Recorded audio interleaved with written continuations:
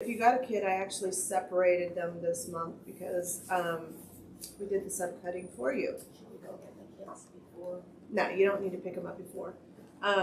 So super easy patterns. All of these patterns are ones that you find.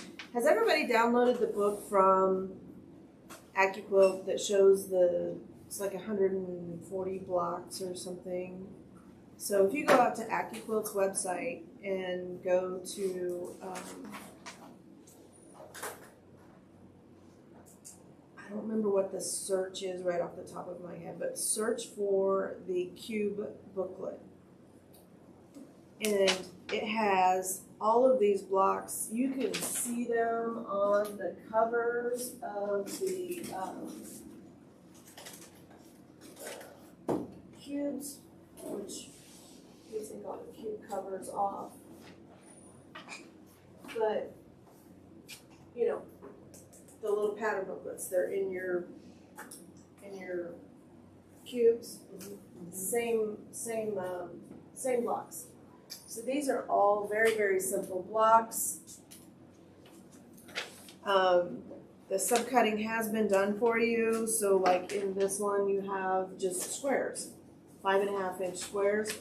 You will have to find your straight grain. So does everybody remember that? If it sounds like a heartbeat. So you want the high and tight. Can everybody hear that? Is that what you want to hear? Yeah. So if it sounds low, like a heartbeat, that's the stretchy grain. High and tight, and that goes through just like this on your die. And so, So say that last part again. So which way do you want to feed it through the cutter? straight grain always goes through this way. So most of the time we do with the fabric, and it has the salvage on, Right. and the salvage is the straight grain. And so this is the straight grain. It's going to go through your machine this way. Okay. Same thing on the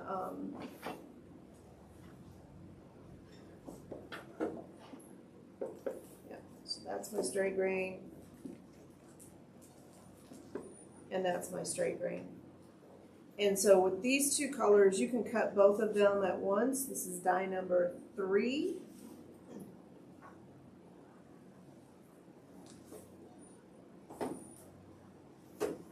Just gonna run this through real quick. I'm not gonna cut the other die 3s. We're using die 3 and die 5 mostly this time. And when you're lining these up, since we have new people, I'm gonna go through this. When you're lining these up, you're not putting them square on the die like this. You are, see how this shape is kind of cockeyed on here? You're going to line your fabric up with the cutting die, not the square. So it's going to be at an angle. And then run it through. I already have a question. Okay. So I have heard some people, you know, I've been trying to watch videos and stuff, that they'll take a magic marker and measure 1/4 inch away from the blade and draw a line on there so they can accurately place their fabric. Is that a good thing, bad thing? You can see on ours, I did, but I lined it up directly with the blade. Okay. Because I want to know it, because I'm skimpy with my fabric, and Right. I want to, you know. But you did run the line off the edge so you can. So when it's covered by the fabric, I can actually see where the blade is on there. Okay. Okay. So you actually drew a line. I don't have my distance glasses with Yep. me. Sorry. I overslept that. My son's visiting and Yep. I feel amazing. Oh, okay. So right on the edge of the My first set of grades at that one stitch. blade. And then I remembered it. So the second set. And then that's just a little guide that helps me figure out where the die is. And I'm pretty skimpy, so I don't like to have a whole lot of waste. You know, fabric's not inexpensive. It adds up pretty quick. And so again, with these two, same thing, find your straight grain, just run them through. Let me look at the other ones and make sure I don't have anything.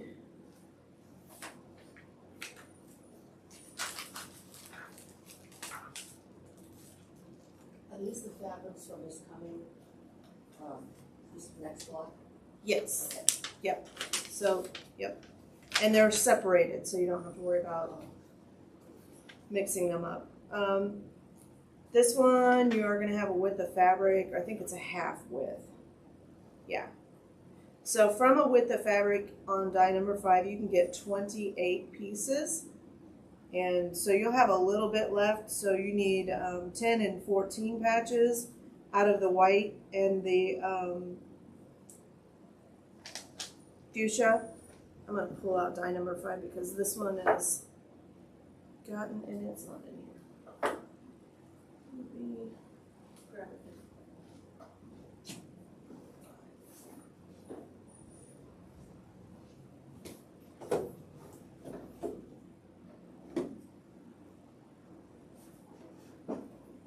Okay, so die number 5, this is the 9-inch, so it's going to be a little bit bigger.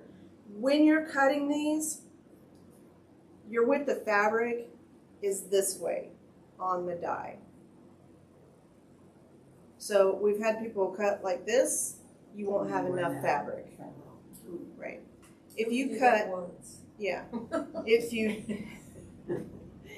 cut, I've done it too. If you cut like this, you can get 28 pieces. And so this is, if you're using the 8-inch die, it is a 4-inch strip. And you can get 28 pieces. So that helps you, and then you're just gonna run it through this way. Okay? So this way, you know your straight grain is this way on this fabric. Okay? Would it make sense to accordion fold something like that? Oh yeah, absolutely. You're gonna, I'm sorry, like I said, I'm a total newbie. yep, you can just, up to 6 layers. We're passing the paper. So up to 6 layers, just like that. Okay, great, thank you. Yeah, and when you get extra like this, especially with die number 5, because it makes a 2-inch finished square, I always just cut all of them, and then my extras I just put in a little bin, and you can make a really cool scrap quilt at some later point. Okay, and these are the same. The only difference in this one is you're also using die number 8, and that's just so pretty simple blocks this month, and we have 3 of them, so it shouldn't take you too long to do these. Any questions? I did my first set of blocks with 1 stitch length. And then I remembered that you said something about having a tighter stitch weave. Oh. Length. So I did. Now my blocks aren't the same size. And I just cut that first one down to match. It won't be the same though. It won't be the same size. You might need a new kit. Which one was it? Was it the big one? Yeah. Okay. I mean, my first set, they're this size, and then this second set are smaller, Okay. like ½ an inch smaller. That wouldn't be the stitch length. That would be your seam allowance. I brought my blocks in that would help. Would it help them? Yeah. Show it? Yeah. Yeah, my first set, they're probably at least a quarter to ½ an inch, 3/8 inch larger. But I was using the default.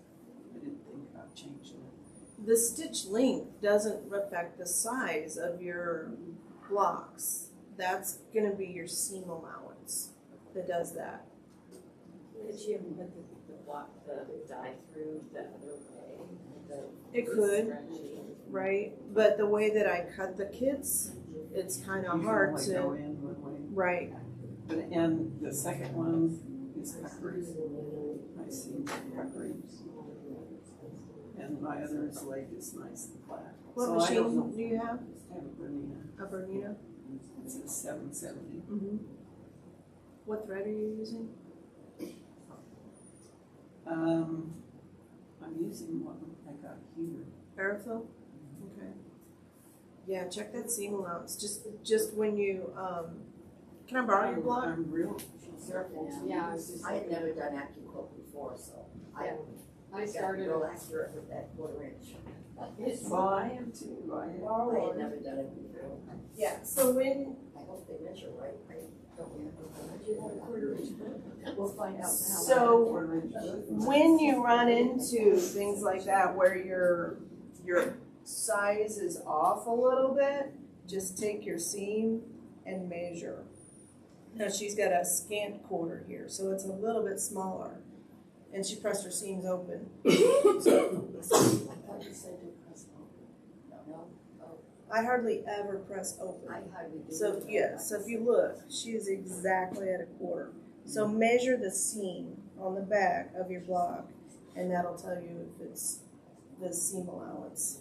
So I'm 3%. Yeah. And I have to with a foot or 1/4 inch foot. But this is the big one, is Big it? one. I did the big one in this, the one with all of the rectangles, and I thought my 1/4 inch was right, and I was off too. Were you really quick? Yeah, and so yes, I need to just.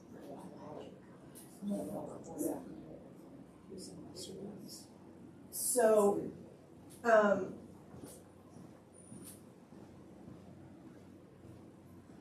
you can be off by a 1/16 of an inch, which is not a lot. It's like a needle's width.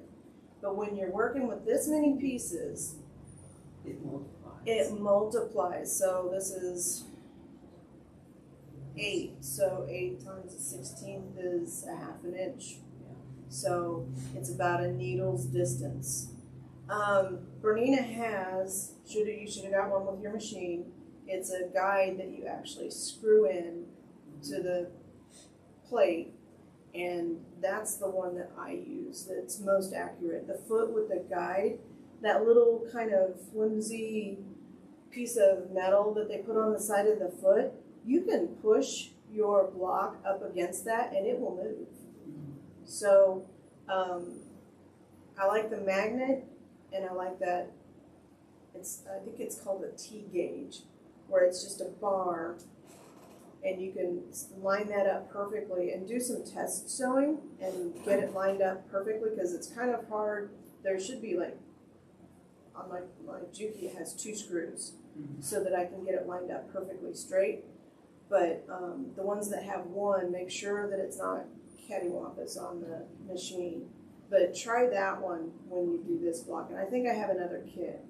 Okay. Is it this one or is it the blue one? Well, this one's the one that's smaller. Okay. The blue one, it turned out fine. Okay. So I'll, Yeah, I have another kit already cut. thank you. All right, let's do show and tell. We should have started with that, but So I thought you said will it hurt to have the seeds on? it won't. It is preference. The reason I don't press my seams open is because the over time the batting can wick up through those seams if you use a larger stitch. So that's why I don't. Even on the back of my quilt, I still press it to one side so that that's completely sealed. And you can nest your seeds. And you can nest your seams. It makes it so much easier. I know you brought show and tell. Let's start with you. About a couple things that are not AccuQuilt. I was saying that I went to a doll seminar in St. Louis last week and got this little doll quilt. I won it as a door prize, and it is I'd never seen it before, but the fabric, it's got sew shrink underneath, so you have the layer of fabric and you steam it. Is what I understand with it. You just use a steam iron and it wrinkles it up like that. So you're welcome to look at it if you want to, but I think it's really kind of fun. But It is super cute. so anyway, so I'm trying to find it so we can make that for with my doll friends. That is a product that we do carry. It's out of stock right now. So But she's gonna get some, and I'll have to look for fabric. So they just, it's printed fabric. It's printed fabric, they stitched it, Uh, and then shrunk, and used this steam iron to shrink it. I just think it's so cute.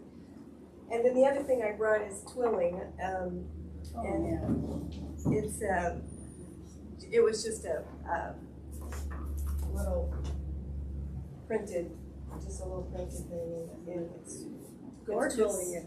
Some of you have done twilling. It's a knot, Sarah, hold it up like you do. Just kind of- so it's kind of mindless to do. Now, did you do this on a machine or did you do it? I did it by hand, yeah. Yeah. How And then many it was hours? quilted here. How many hours do you have in that? I have no idea. A lot, Numerous. a lot. Isn't that pretty? Okay.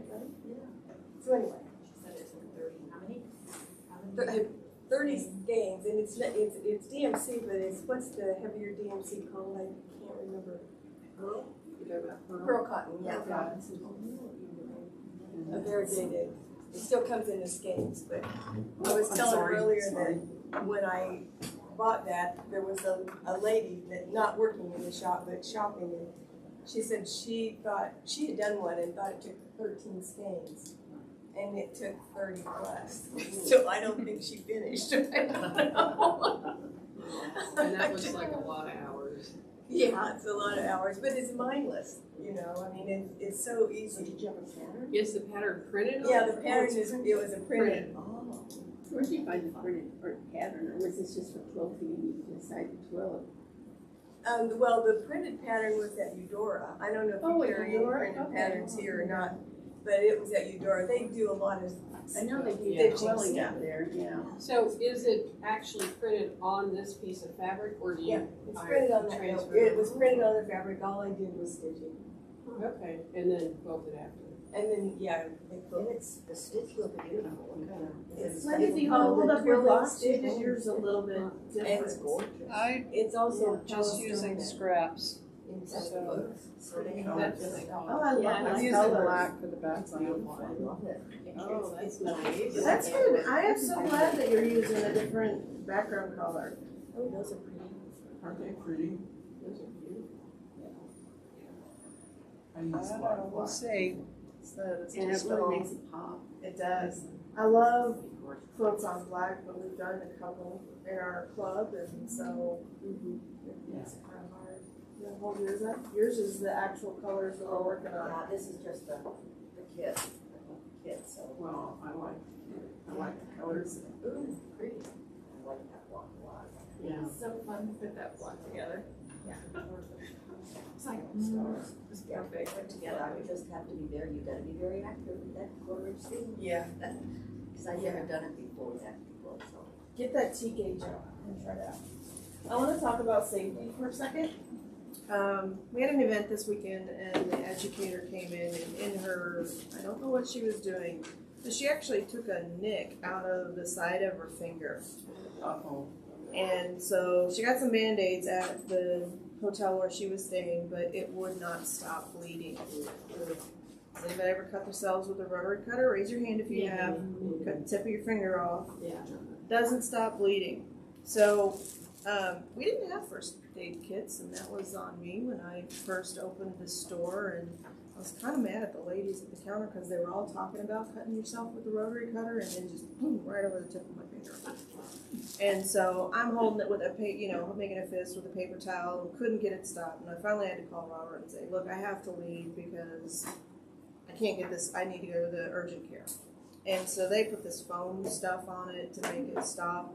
But from my time in the Marine Corps, I learned about a product, and it's called Stop Bleed.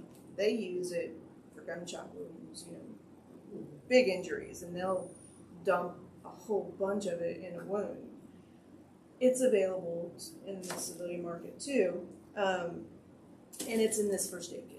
And it's just a little vial, and it's a powder, and you just squirt it on, and it creates like an instant scab, and then you just put your Band-Aid over that to protect it. Saves you a trip to the urgent care, because they're not going to do anything except put this foam stuff on, and then you just leave it there. Same thing, you're going to leave that scab that this stuff forms on, for a few days until your body creates its own scab. But My dad used to have a tube of stuff that used to be called styptic. yeah, When he cut himself shaving, and it was a powder. Yep. It's probably the same kind of stuff, but Yep. yeah, I actually used to work at St. Luke's and we had a class called Stop the Bleed. Yeah. And it showed you how to use a tourniquet, and it Yeah. showed there's gauze that's embedded with that Mhm. powdery stuff, and then just the powder. So they showed us Yeah. how to use all of that. yeah, It's a good thing to know and have. I keep my Stop the Bleed kit in our camper. Yeah. I figure that's the most likely place somebody's gonna get injured. we get hurt in the sewing room. Yeah, so Wherever you it sell those here? We do. We sell these here. They're $28.99. It has packs of, and this is a woman-owned company here in Kansas City. Last company in the United States making first aid kits. And they make them for the military. They make them for, all the people, all the governments. They have to have U.S. based contracts. So she does a really nice business, and she printed these for us. We have our logo on them. They're $28.99. It has Band-Aids, gauze, the stop bleed. It has the antibiotic cream. Has the I don't know if this one does have the little rubber tips for your fingers for you treating somebody else or not, but has the little hooks so you can hang it on the wall in your room. I do have one of these hanging in my sewing room. I have it on like peg hooks like what we have here in the store, but you can just put some screws. Don't leave it lay, because if your room is like my room, you've got covered. surfaces just like this. And so if it's hanging up, you always know where it is. So we sell these. If you don't have one, they make great gifts if you're, giveaways. And they are sealed so that you know that you're getting everything in there. It's a good thing to have in your sewing room. And I just brought that up because she was injured and she couldn't get it to stop bleed, and it was one of those, she couldn't leave and go to the urgent care to get, because she had a class in like 10 minutes. And I was like, oh, we've got this stuff here. And she took one of these with her. So it's good to have in your sewing room. But yeah, hang it up, or garage is another good place to hang these, because our sweeties tend to hurt themselves in the garage. I've had contractors was replacing the windows in my home,